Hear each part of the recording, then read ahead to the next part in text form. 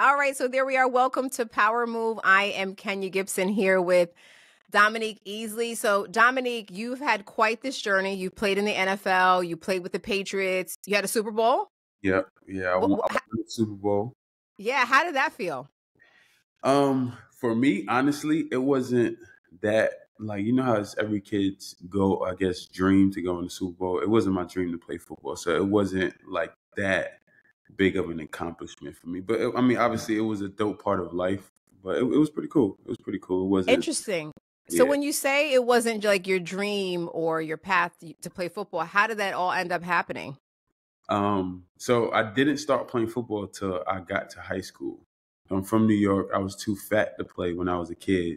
So I was that kid that that used to be out running on the track with a garbage bag, but I just never made weight. So I didn't play till high school. And really, I just don't like losing. Like just in life, the people who was around us growing up, we just had this competitive edge about us that just in life, like we're not gonna lose, and that just kind of brought me to my work ethic to be able to get me where I got to.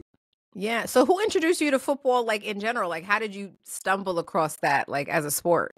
Really, my brother, my older brother, he played for a little league called the Hurricanes on Staten Island, and they wound up getting big. They wound up like traveling, and that was like growing up. We didn't have nobody famous come back to Staten Island to show us like, okay, there was an opportunity to go somewhere. You know what I mean?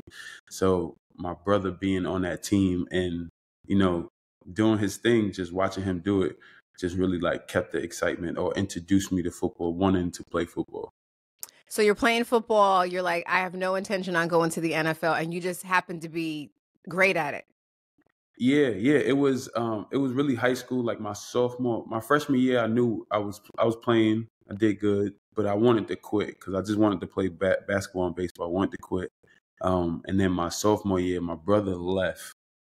My brother came back. I apologize. My brother came back, and then we both played together on varsity. And then we had this dude named Dominique Legrand, who was the number one player in New York State at the time. And I really just followed his work ethic. Like he really, like he worked his tail off. So anytime he went to the gym, anytime he went to go work out, I was calling him, I was coattailing him, and that just really like I guess separated me from everybody at that point Yeah, in time. I love that. And I don't think we talk about that enough in terms of work ethic and discipline. Like, there's really a formula to winning, right? Because that's what got you to the NFL. So, anything in particular that you were doing as part of that strategy to kind of to work your way, even though I know intentionally you weren't trying to get to the NFL. Exactly. Yeah. Like intense. I didn't even.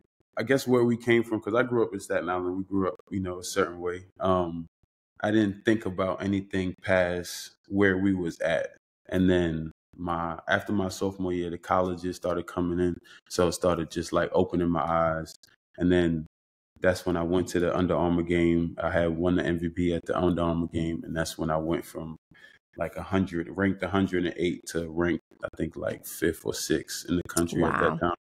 Yeah, so it was just like once I seen that, once I seen my friend go to college and see what he did, I knew I could do it too. And it just so happened I just wound up. I always wanted to just be better. That's all. Yeah, and ended up being the first round draft pick. Yeah. That was pretty interesting. That was pretty Yeah. interesting.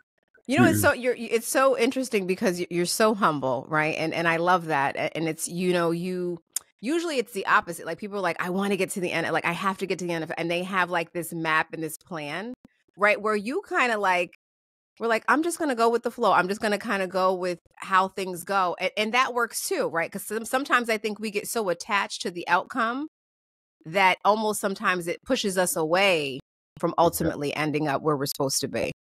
No, that definitely. I would definitely say that happened. And then it just became a goal of mine just to be better than the people who's in front of me. And then especially, growing up in New York, the question was, can New York people play football? So I just had a little chip on my shoulder Yeah, when I it. hear that. So you get to the NFL, right?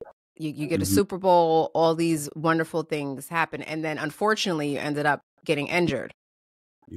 Yeah, yeah. So I had a lot of injuries. stem from me. So you seen Forrest Gump, right? Yeah. So as a kid, I had the Forrest Gump braces on my legs. So Oh, wow. I was too bow legged, and they kept it on too long. So I became knock kneed and pigeon toed. So my knees was jacked up since I was a kid. So Mm-hmm. throughout my career, I tore my ACL 3 times. I tore it my senior year in college. But honestly, what really stopped me from playing, I just wanted to enjoy my life with my kids. Like I could have kept playing. Mm-hmm.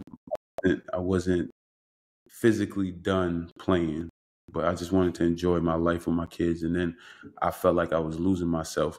I didn't know who I was at that point. Mm. So mentally, you were in a different space. For sure, for Yeah. sure.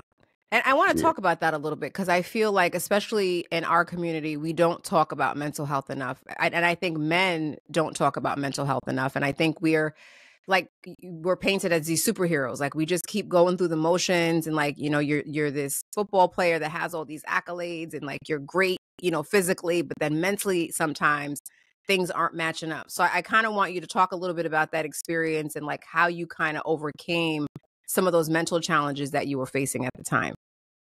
I mean, it started. So when I was in the league, I was addicted to opioids because I had 16. So throughout my career, I had 16 surgeries. I was addicted to opioids, and then kind of, I would say, totally stopped in 2017.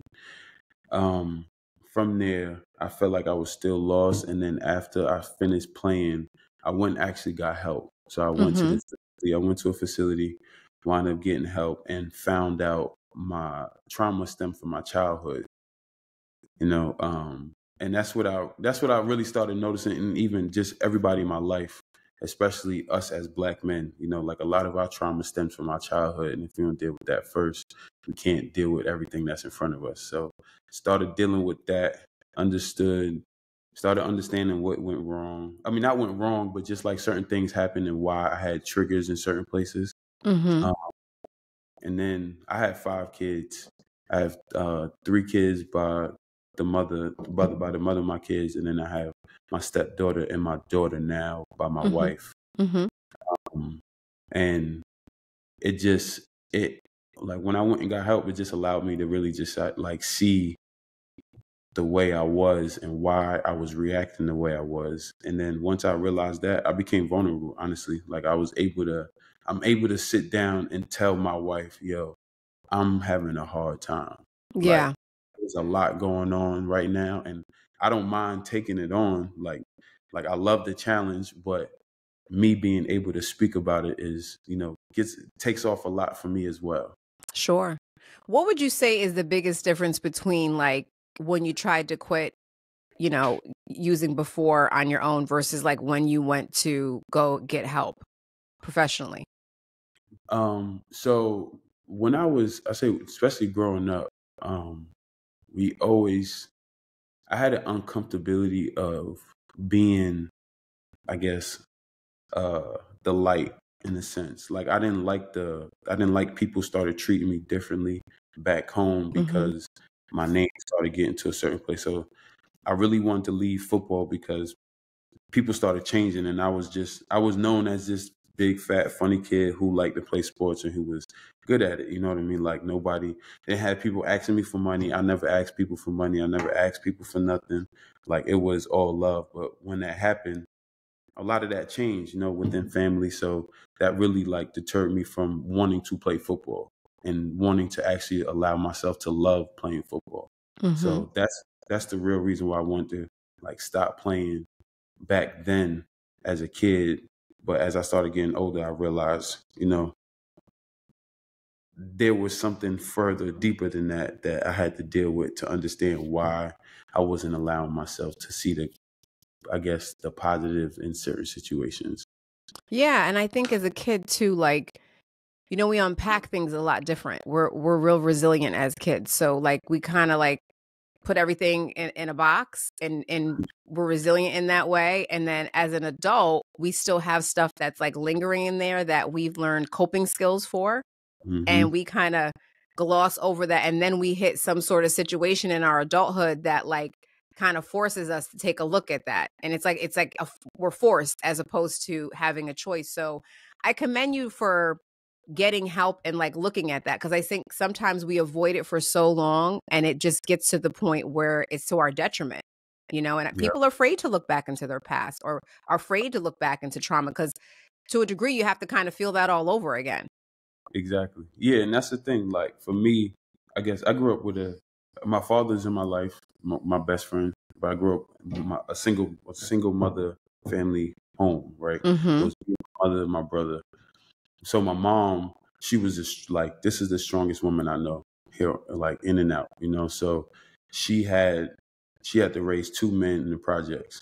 So she had masculinity issues, you know what I Mm. mean? She had to, you know what I mean? Or else we would have never survived. So we never really got the understanding on how to treat women, you know, because my mom had to be strong herself. So she wasn't able to show us how men should treat women because she never allowed men in, you know. Mm-hmm. So that was a big trauma growing up in that type of community. And that's one of the big things. It's like when your home is messed up, a lot of other things is going to be messed up outside of there. So that's like, I feel like that's when my life started changing once I understood how I wanted to treat my partner and how I wanted to be treated by my partner. Yeah. So you had a lot to unpack. And you really give a great analogy of that too, because I think like when you take a look at cyclically what happens in our communities, right? That happens a lot. The woman is pushed to be the head of the household, be the forefront of everything. We have to be strong. We don't know how to always have empathy for our children, right? Like I was telling you before we started that, I was a young mom, right? So, I'm this 17-year-old person trying to raise this other human being, and I still don't have myself all the way figured out, right? So it's an interesting dynamic because you automatically have to be on, you have to be strong, like what you were saying.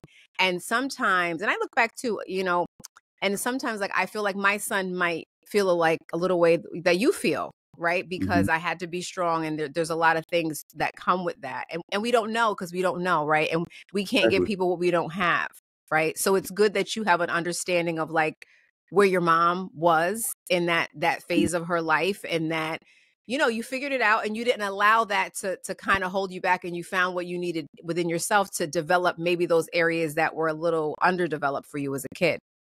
Yeah, no, definitely. And the great thing about it is like that's why I said my parents is my best friends because we all growing together. Like we all have Yeah. conversations about like our trauma, our trigger issues in relationships and why they the way they are. You know what I mean? So that allowed me and my family to grow because I had my family members also growing and being open to it as well. And it's all about getting to like a healthier phase as a family, right? Like the healthier generation. Like I don't want my kids to have to go through like what I went through, or like my grandkids, like, and I don't have any yet, but I don't want any right now. But you want the healthier version of your family. Like it's all about breaking these things like generationally Yes, and making sure that we get to a healthier version of ourselves, because that's where we start to change those health outcomes in our community. exactly. Yeah. Exactly. Those are like for me those are conversations I even have with my sons. You know what I mean? Like I tell them, like, Daddy made bad choices, Daddy did wrong, but I understand why I did wrong, and I understand why I did wrong, and I know not to do this. You know what I mean? So letting them understand, like, it's okay to mess up, it's okay to do wrong, but just be aware of yourself. You know, Yeah, and be be be yeah, be self-aware. And I love that you say that, because I think sometimes we don't talk about our mistakes enough, and we feel yeah, like we have to put on this like this yeah. front for everybody, like we have it all together. And I think it should be the opposite. Like we all don't have it together. So we should be very vulnerable in that space. I'm gonna tell you this dope thing. So my stepmother, I call her my bonus mom. My bonus mom, she has this program. She lives in California. She she she's like a dang, I don't, it's like it's not a counselor, but it helps like kids who's having like behavior problems and more stuff like that. So she has this program basically allowing the kids to talk about their problems, talk about respect, be vulnerable about their feelings. And I go into a class last weekend for the first time. Yo, this was dope. The kids, the topic was respect, and the kids, a kid stood up and she asked him like, why are some reasons why people don't get respect? So a little fourth grader stood up and said, some people are in fight or flight mode. I was Mm, like, I would have never thought to even, comprehend about something like that in the fourth grade. right. So it's good and I bring that up because it's good to hear kids, one, face issues that are going on and be able to talk about it in a public setting to where, okay, now I'm put in an uncomfortable situation, but I'm also able to be self-aware and be comfortable with Mm-hmm. my wrongdoings. And I feel like that is a big part of this world that is just screwing everybody up. Like you said, everybody has to have this face on them and not be able to talk about what they did wrong, but always want Right. to find the right things in situations to make themselves right.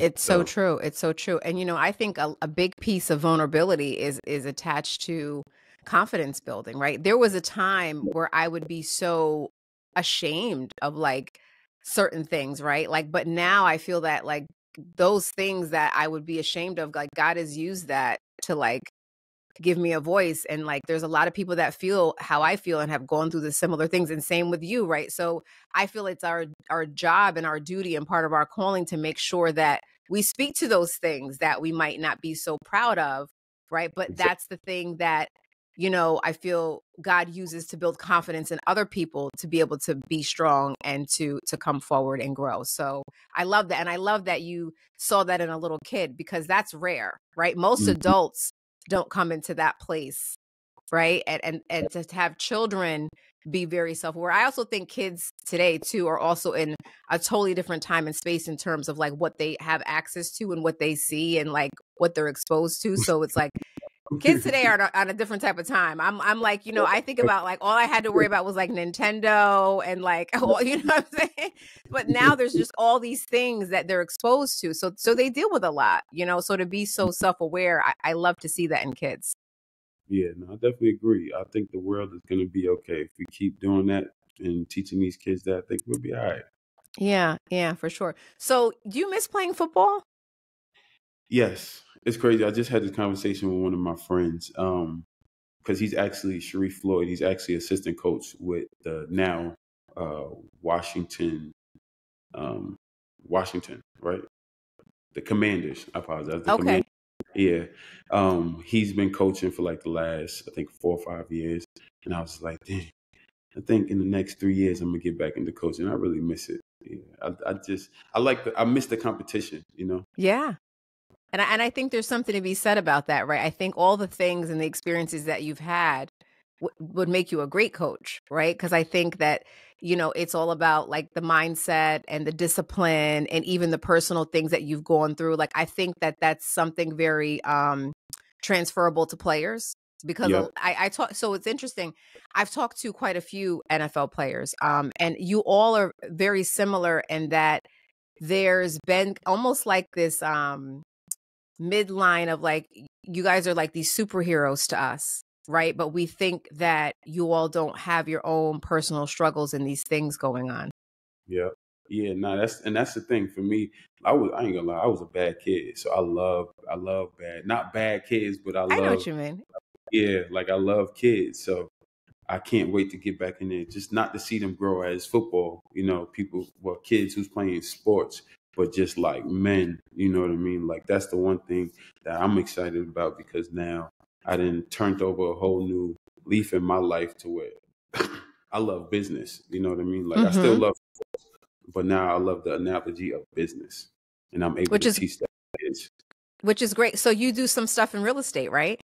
Yeah, so I have a part ownership in a construction company called Shedge Construction, where we have a mold and water remediation company along with like a glass company. So we do like showers, windows, and everything. But we also started fixing and flipping homes as well. So we just closed on our second property in the last 2 months since January. Nice. And yeah, Congratulations. yeah. So it's going. It's we love it. We love it. It's smart. I was talking the other day. So my family's also in the trade. So we have a home improvement reconstruction company as well that we Okay. started like 10 years ago. Like we didn't know what we were doing. My husband's Yeah. very handy. He's an electrician by trade, and general contractor now. And I just said, we have to take a leap of faith because we were working for people. And I technically I still do work for somebody, but at the same time, like this is not going to make us wealthy. Yeah. Right. And one of the things in our community is that we forget that a lot of our business lineage, like Black Wall Street, it was all built on the skilled trades, right? Being able to use your hands and build something. And like we've gotten away from that, where everybody, wants to be a rapper and a ball player. And there's nothing wrong with those things, right? However, there's something to be said about like there's a need for plumbers who can make well in the six figures, and like there's money to be made in this, right? And you don't have and anybody can get into it. So I love that you bring that up as an example, because I think sometimes we get caught in this mindset that success is linear and it only looks like one thing. Yeah, it's crazy because, like I said, I'm from New York, right? So I was born in Staten Island. I didn't even know how to put on I didn't even know how to hang a picture or put up curtains. You know what I mean? Mm-hmm. So what I did when I had got my real estate license when I had moved to Georgia, and then I wound up meeting my good friend and partner, and I told him I wanted to come work for him. So I worked for his construction company for about 5-6 months first, and actually learned how to build stuff. You know what I mean? And that's when I invested into it. So that's what I would always, if we can have some type of trade for these kids who play sports on the weekends or on their downtime to understand how to still maneuver their mind outside of sports, man, the world would be good. So good. And I love what you did, right? Like you had the sports thing, right? And then in another phase of your life, you took that and flipped that into something else that you found that you were passionate about. So it's all about being resourceful with what you have, right? Like I always think that like we always have like 2 or 3 careers here in this life, right? And Exactly. like you have your first phase of where you set yourself up financially and you use that money to finance and do what you really want to do, right? If someone teaches you how to do that. So That- I yeah. love that you have that intention to pour that back into the community. Yeah, and because I didn't have my parents. Obviously, my parents did the best that they possibly can, and they didn't have the resources to find out this information. So I had to go figure out how to get this information. You know what I mean? And it was funny because when I told my friend Thomas Hunter that I wanted to come work for him, he didn't believe me because he's like, man, you just came from playing at the Super Bowl. You think you about to work for me? You know what I mean? And I'm just like, no, bro. Like, I want you to treat me as like I am a beginner here, and treat me like a baby, and treat me just like every other employee, because I need to understand what this is like. You know what I mean? And I like doing that type of stuff. Like when I retired, I moved back to Jersey. My neighbor, he was a landscaper. I said, I never cut down trees. I never mowed a lawn. I have a yard. I have an acre. I need to learn how to do it. So I'm about to come work for you. I was learning how to cut trees. I was learning how to mow lawns. You know what I mean? So it was me. I like put myself in those positions because I like to learn. Then I like to be competitive at it as well. And that's good. And you've learned how to make money doing it, right? Exactly. So you check all the boxes. Yep. Yeah, no, I like that. And I like that that's so that's humbling, right? Because most people, considering the journey that you've had, like I mean, you play in the NFL and like you're up here, they won't necessarily humble themselves to say, you know what? I'm going to go learn how to do something new. And I'm going to take a back seat, right? And not have to be in the front. So I admire that. That says a lot about your character. Thank you. I appreciate it. Yeah. So what's next for you? You have the real estate stuff going on, you have the coaching stuff coming up. So what else is going to be important for you in the next year or two? Yeah, so right now I have my real estate. I'm gonna just keep fixing and flipping, start holding, and then eventually get my general contractor's license. I'm in school to finish my degree. I graduate next year. Then I want to do my master's in real estate development. From there, just keep growing the business I want to start being able to take raw land and produce communities. You know what I mean? Townhomes single family communities and be able to give back to them. And then as far as philanthropy, I just want to go. I honestly, like, my dream is to go back to where the projects that I grew up in and start fixing that up and create Mm. a community center over there. And then I'm Haitian. I'm first generation American. My Mm-hmm. mom was born in Haiti. So then taking my knowledge over to Haiti and start, doing some work over there No, with, that's and also bringing my kids along with me while so they learning. could see it. Yeah, and that's important, and we go back to the whole generational thing. I think like our kids always do what they see, not Hmm. necessarily what we say. Right. Exactly. So I like that. Well, I appreciate this conversation. How can people get in contact with you? Like if they want to You can reach reach, out and yeah, you can reach me at my Instagram is at easy91 EASIE91. Twitter is Dominique Easley. Uh, yeah, so you can reach out to me there, and we can also have a conversation. I appreciate that. So let me ask you this before we close out. I want you to kind of think about your journey and all the things that you've experienced and you had to overcome. If there was one key piece of advice that you would give to someone based on your experience to help them overcome an obstacle, what would that be? Ask for help. Be vulnerable. Ask for help. Ask the people that you look up to, that you admire, that you see yourself, going in their same path, and ask for help, because I'm pretty sure they went through the same thing, and they'll be able to guide you and help you make the decisions instead of making irrational decisions, because that's a part of human nature. So just take a breath, step back, and ask for help. That's good. It's simple, but very powerful because sometimes it's hard for us to ask for help. Exactly.